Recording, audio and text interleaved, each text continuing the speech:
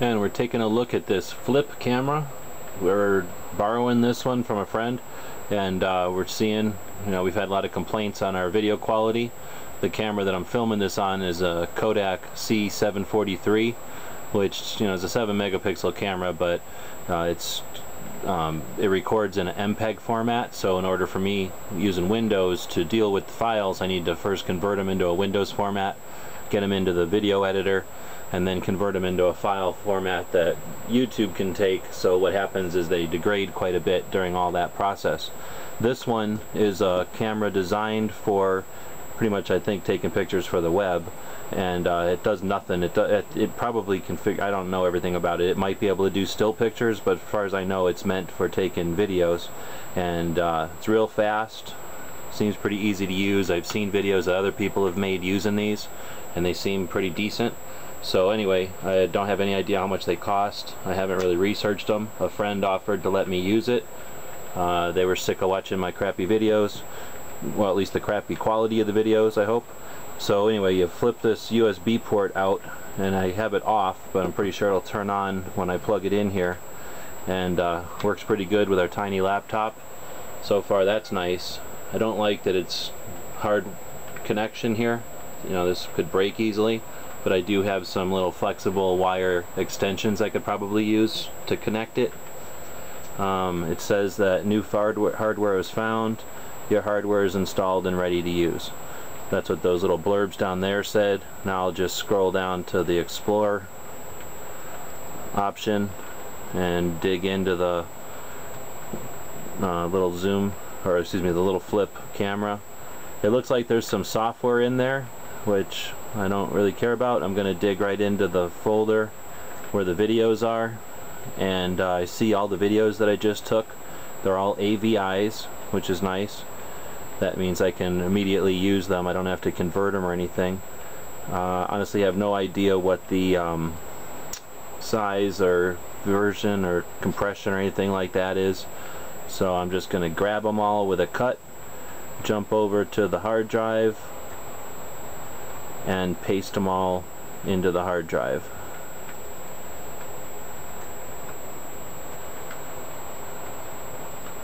I'm going to quickly create a folder for these to live in. Just as a tip, I like to label my folders with the date in a format with date, with the year first, then month, and then day. And what that allows me to do over time is quickly find them, because they're going to be arranged by date, by year first, next by month, and next by day. And then I'll paste these into this folder that I just created, and 2 years from now when I go to find these, I knew I took them on this particular date. I can find them real easily. What I'll also do is create a Word file on my computer, store that in the same place where all the folders are, and on that Word file I'll write a note. These were the videos I took today, what the videos might have been of, and then the date and how many videos and in what stage they are of production. Keep all that information in that log, and then again, 2 years from now when I want to find videos about this flip video camera, I can search that Word document for the word flip and find what date they were, jump over into that folder and find the file. Now it's USB 2, and I have no idea how big this is. I'm guessing maybe 2 gigs or something, and it's taken about 10 minutes. I don't know, I'm not going to wait for the whole thing. It says it's got 4 more minutes remaining, but you get the point. The computer recognized it as a hard drive. There was some software that I could have used, probably a lot of frilly stuff I don't care about. I just dug into the storage part of it, the hard drive of the unit, by digging through the folders, just like on a digital camera.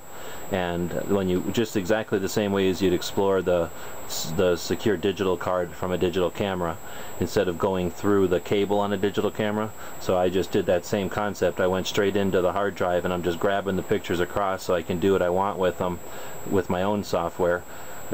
while it's plugged in, I hope it's charging, because I don't see any charger or anything. I see a plug for, it says TV. I'm guessing that's where I can plug it into a television and press play and watch the videos that I just took. At least that's what I suspect. Again, I haven't even read the user manual. There's a power button on this side. There's a lanyard with a fairly substantial piece of little nylon cordage there, and then it unscrews here, and I'm assuming that's so that you can take this off if you want without having to thread this through all the time.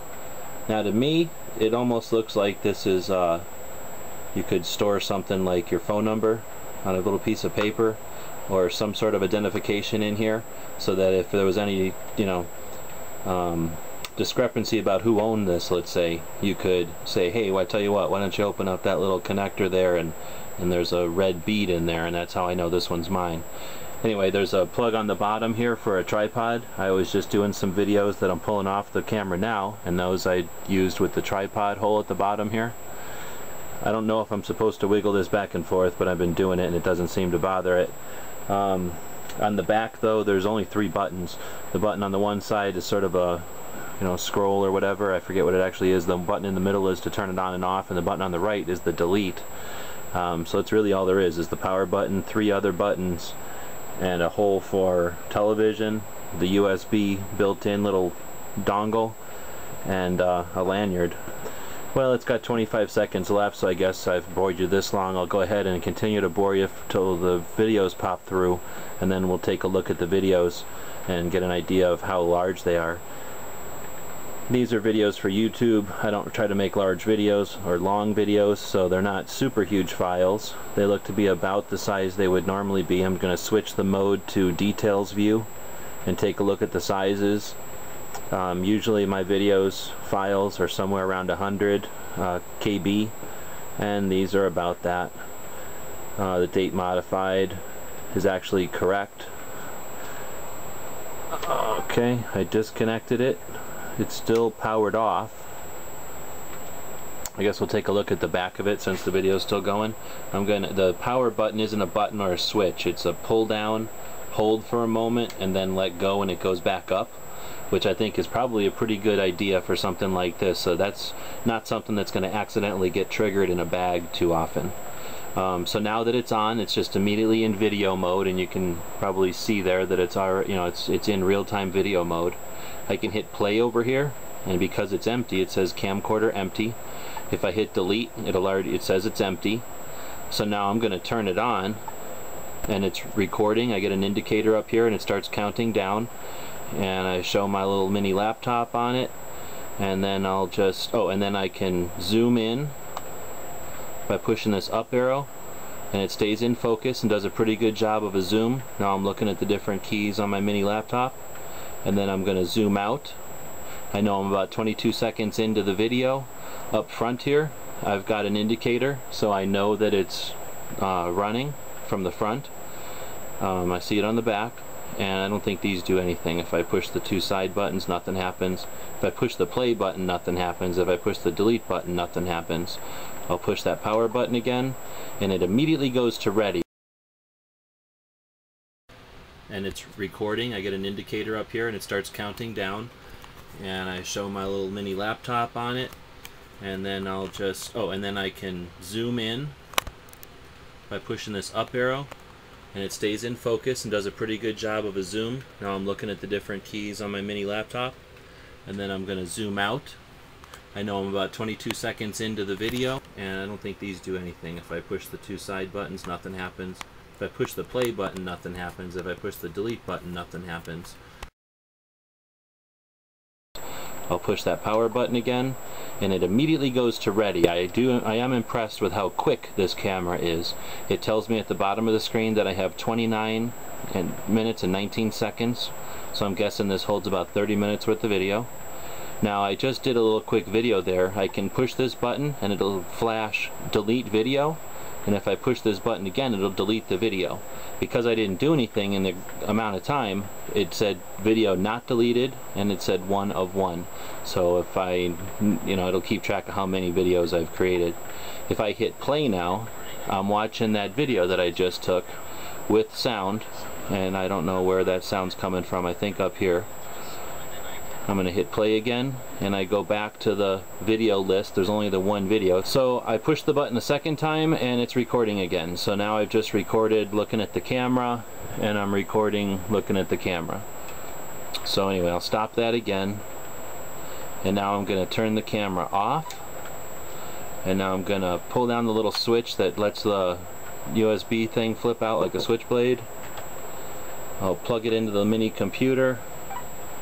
It's gonna pop up on the screen with that same dialogue, and I'm gonna explore. It's the reason I knew which folder to dig into. One of them's called System, one of them's called Flip Video for Mac, then there's a bunch of just files, so I figured it's DCM or whatever, DCIM, and then I see a folder in here, nothing else, called 100 Video. So I opened it up, and there's the 2 video files. So I'm gonna right click and cut to remove these from here, and then I'm gonna just paste them into that folder I created a moment ago. And now that's pulling them off of the unit and putting them onto my hard drive, and now the unit's empty. So that's accomplished 2 purposes. It's pulled it over onto the computer where I can use them, and it's also cleared up the hard drive space over here. I'll unplug it again, flipped it down. I didn't notice anything about battery life or anything, so I'm just going to assume that it'll beep at you when the battery's dead. I did notice that when I ran out of time, it just turned off and told me out of time or out of memory or something. I pushed the button and it's recording, so I have no idea what that lock button is for. This time I'll delete and show you that I just pushed delete a second time, and it'll just come back and report that the video's been deleted. So far, I really like it. It's about the size of a long pack of cigarettes. Smaller than the sunglasses, about the size, a little bit bigger than a cell phone even. It's got a substantial lanyard, which is fairly, you know, low profile. I usually put a big piece of 550 cord, and it looks like I could probably do that on here. This might even be a metal attachment point, which I'm definitely impressed with if that is the case. It's got the ability to connect to a tripod, so it's got almost everything I'm looking for in a camera. The only thing I would want is removable memory, so that I could put a lot more memory into it and not have to wait. I have to probably have a few of these, maybe even like 6 of them, if they only hold a half an hour of video. When we do a trade show, we might have cameras on for 12 hours at a time, almost non-stop. So these might work for small jobs and for YouTube type stuff, but for the larger stuff, probably not going to replace a camcorder unless there's a version that's much bigger. But anyway, for what it is, I really like it, and I got to go figure out what the price, and then I'll tell you if I'm actually going to get one or not.